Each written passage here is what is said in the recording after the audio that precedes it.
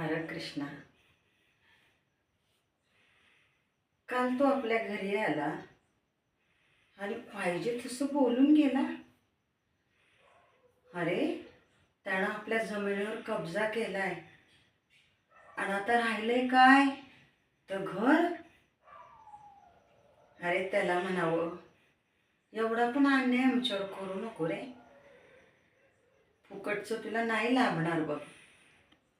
माझ्या लेकरांच्या तोंडातून जर काढलंस ना, तो न्याय करायला बसलाय बघ.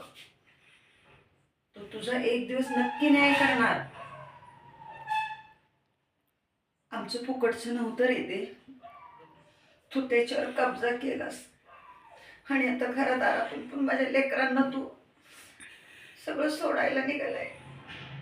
नको असं करू. त्याच्या दारात न्याय असतो बघ. मी नाही तुला सोडणार.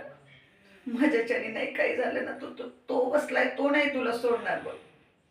खरंच सांगते.